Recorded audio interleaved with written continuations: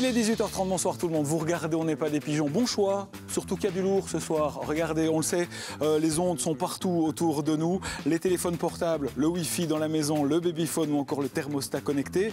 Du coup, certaines pièces sont plus sensibles que d'autres. Mais lesquelles ? Faut-il en avoir peur pour autant? On verra ça dans un instant. Il y aura des frites aussi au menu de ce soir, mais comme on n'a pas toujours le temps de faire des frites maison, on se rue souvent sur des frites surgelées.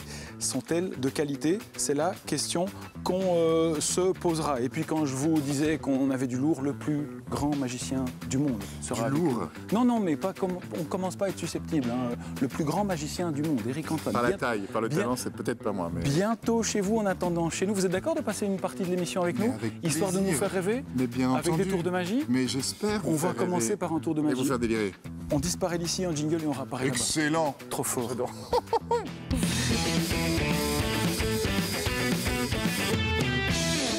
Attends, j'ai envie de dire ça commence bien, ça commence mal. J'ai l'impression qu'il y a des mauvaises ondes sur ce plateau, Mickaël. Bah oui, il suffit de poser, il n'a rien à voir là-dedans, poser la question à son entourage pour savoir que tout le monde est concerné par ces, entre guillemets, mauvaises ondes autour de la table à la maison. Qui a un four à micro-ondes?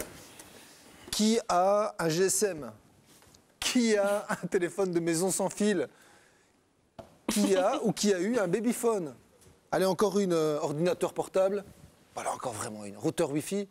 Ah ben ouais, vous l'avez vu, tout le monde est concerné par ces ondes. Ah non, on vous faisait juste coucou. Hein. Voilà, tout le monde ou presque alors est concerné par ces ondes.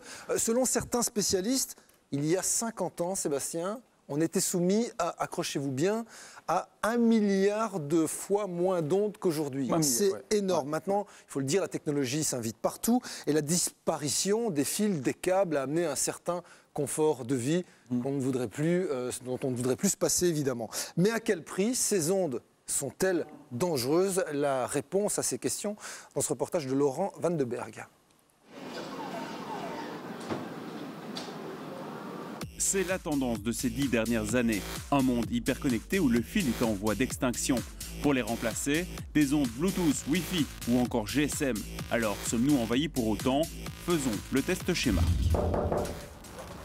Bonjour, bienvenue chez moi. Nous avons une télévision qui est connectée au réseau Wi-Fi, nous avons des tablettes, nous avons un micro-ondes évidemment comme tout le monde, mais nous avons également des GSM, nous avons un PC portable, nous avons 6 téléphones sans fil dans la maison, une station météo, l'alarme est également branchée sans fil. Et c'est sans compter sur la sonnette sans fil ou le répétiteur Wi-Fi placé à l'étage. Je crois qu'on sait difficilement se passer aujourd'hui du sans-fil, c'est tellement facile, on n'y pense même pas quand on achète quelque chose, c'est une solution de facilité et tout est connecté automatiquement. Voilà, donc, et c'est vrai qu'à la longue, quand on fait l'inventaire de ce qu'on a à la maison, on se dit, tiens, j'ai ça qui est connecté en sans-fil, on en finit par se poser la question, est-ce que c'est bon pour la santé ou pas? Un petit peu comme les ondes GSM qui font débat également. Pour évaluer la quantité d'ondes, nous avons fait appel à un expert. Dans sa valise, un appareil de mesure. Ceci, c'est le Philcop, c'est un instrument de mesure qui permet de voir le rayonnement qui est présent à cet endroit-ci dans la maison à cet instant. Premier test, évaluer la présence d'ondes pendant que les appareils ne sont pas utilisés. Alors, premier constat. Il y a des ondes qui sont présentes. Alors quantitativement, à ce stade-ci, on ne peut pas dire que ça soit très important. Hein, donc on se retrouve avec un niveau qui est de l'ordre d'un demi-volt par mètre. Donc ça n'est pas un niveau tout à fait pas exagéré. Mais une mesure plus puissante que les autres retient l'attention de notre expert. Et donc ce qu'on voit clairement, c'est un DECT. Donc ça veut dire un téléphone portable d'intérieur. Qui est probablement, j'en vois un qui est là. Il y en a 6 dans la maison. Donc il y en a 6, donc ce qui explique qu'on a une mesure significative. Deuxième test, nous simulons une période de forte activité. Toute la famille entre en piste, Marc téléphone, son épouse active le micro-ondes et les enfants téléchargent des vidéos sur YouTube. Mais dépasse-t-il les 3 volts par mètre recommandés par le Conseil supérieur de la santé? Donc on arrive à des niveaux qui en crête montent jusqu'à de l'ordre d'1 volt par mètre. Donc ça veut dire qu'on a doublé en champ électrique, donc on a 4 fois plus d'exposition que ce que l'on avait en absence d'activité. À l'étage, un répétiteur Wi-Fi est installé dans une des chambres, mais rien d'alarmant selon ce spécialiste. Alors, votre avis sur cette maison? Le niveau global n'est pas alarmant. Non, on se retrouve à un niveau largement inférieur à toutes les recommandations que l'on connaît. Maintenant, il faut toujours veiller à celui qui est à proximité immédiate de l'émetteur. Conclusion du test, la source d'onde la plus puissante chez Marc est ce téléphone. Mais ces émissions sont en deçà des plafonds belges ou ceux de l'OMS. C'est plutôt une bonne nouvelle, ça, Mickaël? Oui, mais non. Est-ce que vous savez comment elles sont effectuées, ces mesures de normes, ces mesures d'ondes, et plus particulièrement celles qui sont émises par les téléphones? Non. Alors je vous présente le Kobe du jour. C'est une tête de mannequin en fibre de verre. À l'intérieur, on y place un gel conducteur qui a les mêmes propriétés que le liquide céphalorachidien. Et ensuite, on y insère une sonde qui va effectuer toute une série de mesures. Le problème, c'est que ce mannequin, il n'est pas vivant, donc il n'y a aucune sensibilité biologique. Autre problème, ces mesures, ce sont surtout des mesures thermiques qui vont mesurer les variations de température. Or, on sait, et les spécialistes sont d'accord pour le dire, qu'au niveau des mesures et de l'impact surtout des ondes, il n'y a pas que les différences de thermique ou les différences de chaleur, il y a aussi des implications, des influences de ces ondes sur la division cellulaire, par exemple. Et dans le cadre des tests qui sont réalisés, ces mesures ne sont pas prises en compte. Donc pour certains spécialistes, les normes ne sont pas réalistes, elles ne seraient même pas scientifiques. Regardez. Face aux ondes, les pays réagissent différemment. La Belgique a pris des mesures plus strictes que l'OMS en ce qui concerne les vols par mètre émis. L'OMS a pris des facteurs de sécurité pour se prémunir. Maintenant, l'OMS n'a pas prévu de facteurs de précaution par rapport à toute une série d'effets qui ont été plus ou moins identifiés sans que leur caractère pathogène n'ait réellement été démontré.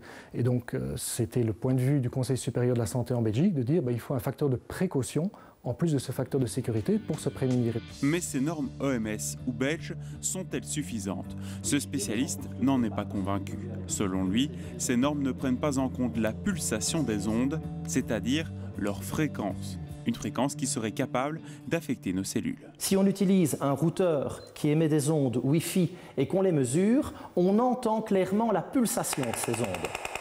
Et cette pulsation, qui est audible, et qu'on voit ici sur l'écran de l'oscilloscope, fait qu'il y a une interaction entre le corps et ces ondes pulsées qui sont beaucoup plus importantes parce que nos cellules réagissent à des fréquences du même ordre et en fabriquent sur le plan bioélectrique également. Après des années d'exposition, les risques de vieillissement des cellules seraient plus élevés. Pour des personnes plus fragiles, des dysfonctionnements immunitaires ou neurologiques seraient possibles. Un certain nombre de scientifiques, suédois notamment, pensent que l'on peut tout à fait aujourd'hui considérer que ces ondes sont carcinogènes, donc potentiellement nuisibles pour l'homme, et pensent même que l'OMS devrait les classer dans la catégorie 1 des substances cancérigènes, exactement comme le tabac et l'amiante. Le débat reste ouvert en Europe et dans le monde, sans que personne n'ait vraiment tranché sur leur possible dangerosité. Bon, Mickaël, dans le doute, on fait quoi Alors vous, je ne sais pas, mais moi, dans le doute, je me dis finalement que ça ne coûte rien de supprimer certaines ondes, de les remplacer dans nos connexions par des câbles, par des fils, même si effectivement c'est un peu plus contraignant, ou dans le cadre de la téléphonie, utiliser une oreillette sans fil. Je réponds à votre question. Dans le doute, moi, je préfère prendre cette voie-là. Parce qu'il est là le problème. Aujourd'hui, il n'y a pas de lien de causalité directe qui a été établi entre les ondes et certains problèmes au niveau des organismes, certaines pathologies, même si certains spécialistes, comme Benoît Loup, que l'on a vu dans le reportage, a déjà, tout au long de sa carrière, constaté des différences ou des modifications comportementales. D'ailleurs, je lui posais la question, et pour la petite anecdote, il m'a dit qu'il a étudié au total 4000 cas. Et effectivement, dans ces 4000 cas, lorsqu'il a supprimé des ondes en remplaçant ces ondes justement par des fils, par des câbles, il a constaté un meilleur sommeil, moins de problèmes sur la santé. Et il me disait que s'il n'avait pas fait ces constats, effectivement, il ne mènerait pas ce combat aujourd'hui. C'est vraiment cette conviction qui lui donne finalement envie de poursuivre ce combat dans ce domaine. Mais pourquoi personne n'écoute ce monsieur? Parce que ce qu'il dit, ça fait un petit peu peur entendre. Alors dire qu'on ne l'écoute pas, c'est faux. Maintenant, les enjeux économiques, Sébastien, je ne vais pas vous les rappeler, vous connaissez aussi le contexte. Ça rapporte aussi de l'argent, de remplacer ces fils, ces câbles, il y a du business derrière tout ça. Et quand vous dites qu'il fait peur, finalement, je lui ai fait la même remarque. J'ai trouvé aussi que lorsque l'on discute avec lui, ça fait peur. Et il m'a encore donné un exemple qui est assez révélateur. Les micro-ondes, c'est un terme qui fait peur. On connaît tous les dangers des micro-ondes. Eh bien, il faut savoir qu'au niveau du spectre des micro-ondes, ça va de 300 MHz à 300 GHz. Un babyphone, il est situé pile poil dans ce spectre et le babyphone, eh bien, en général, on le met à côté de la tête d'un bébé. Et ça, tous les spécialistes sont d'accord. C'est pas lui qui l'a inventé. C'est reconnu par la communauté scientifique. Le babyphone émet des micro-ondes qui sont comprises entre 300 mégas et 300 GHz. Ceci dit, juste pour le babyphone, un petit truc qui suffit à limiter les risques, c'est l'écarter du lit de l'enfant, déjà, et de sa tête, et de choisir aussi des babyphones qui maintenant indiquent les ondes émises, et de choisir un babyphone qui émet le moins d'ondes possible. En attendant, on coupe tout. Hein. Je pense qu'on va éteindre tous les appareils. Et on se dit que même si les normes, effectivement, elles sont acceptables, dans le doute, on n'est jamais trop prudent. Voilà pour le conseil du jour.